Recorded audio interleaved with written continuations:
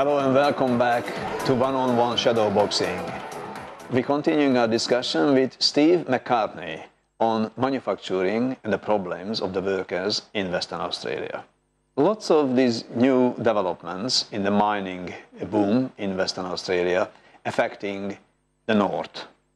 How do you see that, the conflict between the new projects and the indigenous people?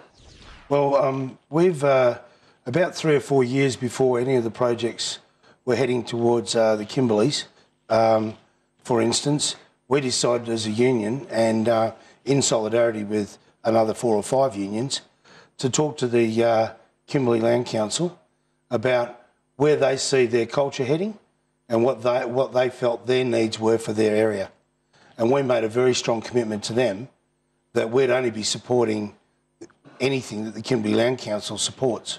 What we want to try and achieve is a different outcome for the Kimberley people and the Indigenous people in the Kimberleys as what's been happening in the Pilbara.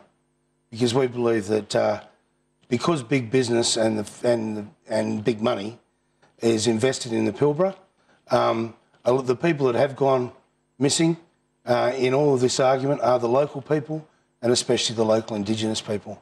The impact on them is severe, and we support their rights to either leave their country to the way they want it to be, or we support their rights to develop the bits of country that they want to develop.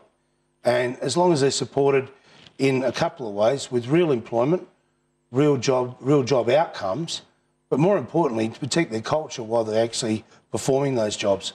So many Indigenous people lose their full-time positions with mining companies and other companies in the Pilbara, for instance, and in the Kimberleys, because they have to go and do cultural pursuits. When they come back, of course, their job isn't there. What we want to do is use the flexibility inside those agreements to ensure that Indigenous people have got the right and the ability to pursue their cultural pursuits so that they can grow in parallel instead of being instead of. So we want their culture to develop, and we fully support the fact that their culture should develop. It's their religion, and we support their right to have it. I think we're the only people that can support it because we're the ones that are standing up to the companies. So have your union got any Aboriginal activists to represent the Aboriginal people's rights? Our union's got a good Indigenous policy and our values and principles of operation. We've got a liaison / organiser working in the Kimberleys for us. Part of his role is to talk to different mobs in the Kimberleys, and that's quite a challenge in itself. There's 43 different groups in the Kimberleys, 23 different languages.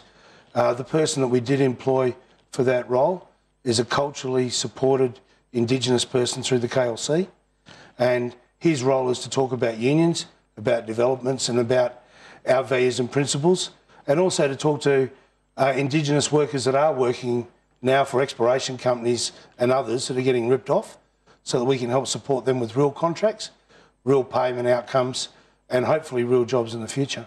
One surprising thing happened this year. The government, according to Colin Barnett, and you guys lost a battle about a gas project. That's right. Can you tell me something about it? I can tell you everything about it. We were supporting the KLC, and I know there was some dispute on whether it should be built or not. And when that dispute arose, we had a discussion, an ongoing discussion with the KLC, asking for their views and supporting their views on that. So we supported the gas hub going ahead as long as the KLC was done on their terms and supported by them. The disappointing thing about that was, and I don't say the disappointing thing was the protest, I think the protest about James Price Point was a healthy thing. It got all the issues out to the public. The public have that discussion. I think the disappointing thing was that it wasn't about whether the project went ahead or not in the end. It was about the 7,000 jobs that got thrown in the bin, because the project now is going to be offshored in a real way by using a floating FLNG platform, which is designed and built in Korea and operated by 170 staff. In our view, that's thousands of jobs that have missed opportunities. Also, the 36% of kids that aren't going to school in the Kimberleys because there's no real outcomes and no real jobs at the other end.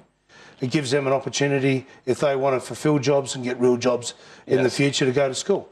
So we thought it had some good benefits to the area, and I suppose the local people in that area had to weigh up those benefits against what the impact would be in their town. But now the whole thing is lost. Now the whole thing is offshored, and once again the government gets their revenue, and once again the people lose. That's disappointing. It's very disappointing from our point of view. We're actually running a campaign, an education campaign with the public, to get them to understand that there is a lot of jobs in this, and when these things go offshore, we don't get to build them. We don't get to build the expertise in engineering around them. We don't get to be the people that innovate those projects to make them better, and we don't get the opportunity to build the skills development off the back of them. In the West Australian newspaper, an article just been published not long ago saying the party is over for Colin Barnett. Oh, we were hoping the party was over for Barnett last time round. So very easy to say the party's over once they've just been re-elected. I think it's a safe thing to say. I don't think he'll be here next election, next time round. I think that he's a fairly good politician in front of a group of fairly weak ones. And I don't doubt that he would have $2 billion hole. I don't doubt that by 2017 there'll be a lot less jobs in Western Australia. And I think that's when we'll find the real effect of his inability to manage the boom.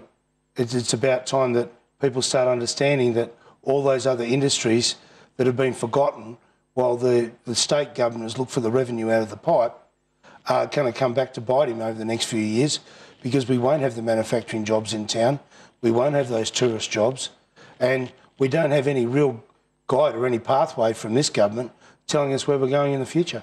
What do you think? Have we got enough skilled workers, or we really have to believe what Gina Reinhardt say, to importing workers is the solution for everything in West Australia? I look at it this way, and our unions always had this point of view, that if there's proper market testing, about the skills that are required, and if we do need those skills on the job, that they're supported by skills development at the other end, I think that changes the story about imported labour to support on work projects.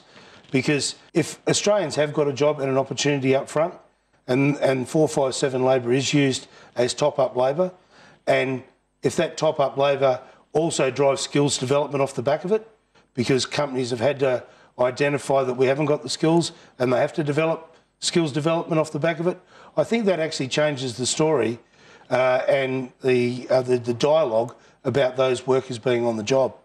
They'll be looked at someone that helps this project get done in the first place and also helps our kids get an opportunity to build skills off the back of it. The sinister thing that's happened is that capital, or the financial side of the argument, or you might as well say the conservative side of the argument, haven't put those checks and balances in place, and projects and companies are using 457 labour as a buffer against organised labour on the job. The last thing which I would like to ask you about is democracy, which is active democracy, the people's right not just to elect representatives in the parliament, but make the democracy workable. I think you can't have democracy without transparency. And I think if you looked at our union's history over the last 3 years, we've been trying to put a transparency document in to Parliament that quite clearly says, if you're the minister for your area, then you should be transparent and you should be also accountable for your actions. And we aimed it originally at the Minister for Industry Development to say that if you are having these discussions with these companies, what are you talking to them about? What propositions have you put forward? And how are you going to build the real industries off the back of this state, off the back of your agreements? And be transparent about it. Because if you're not performing, we have the right to know. And I think if we haven't got transparency, we won't have real democracy. I think unions, like-minded unions, are annoyed with this, and like-minded movement, the blue-collar movement at the moment, which are the workers I feel that are getting affected the most off the back of this inefficient government and the way they've managed the boom, have driven unions together, blue-collar unions together, so we can form a group that starts demanding transparency, starts demanding accountability out of governments. And I think if you get those two, if you get accountability and transparency, you're taking steps towards a real democracy. How do you feel is union, if the unions are still can be effective with the lots of changes of regulations and rules and the law in this country, which is limiting the activities? Oh, I think the union movement has done a great job and I think there's a different disconnect to what you're saying. I think the union movement's done a great job, and so have the local people inside the parties done a great job going to forums, talking about policy development, going to state conferences and getting that policy development lifted to the campaign platform. Yes. I think the real disconnect in government, and this is because of the lack of transparency and because of the lack of accountability that's there now, right?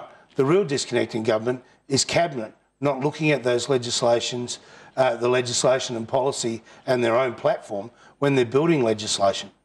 I think that's the difficulty and that's the disconnect that we have to work on.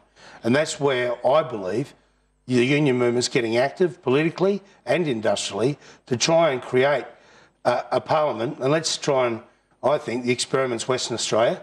Let's try and get the West Australian government to be transparent and accountable so that when they do lie, they're held to task. And when they do lie, if the paper doesn't want to pick it up, the people can pick it up, the unions can pick it up. We don't have to fight for something like 9 months to get information out of Parliament about why they made the decision they made about local content for a start. And Parliament shouldn't be allowed to be in a position where they hide for 9 months behind them, right, signing a signature that sends away work to China. We should know that when it happens. We should make the minister responsible the day it does happen. We should have thousands of people standing out the front of his office in his area explaining that to the general public. And that's our level of accountability in the future. On that note, Steve, thanks for being with us again, and I wish you, good luck for your fight. Please come back next week because same channel, same time, one-on-one shadow boxing.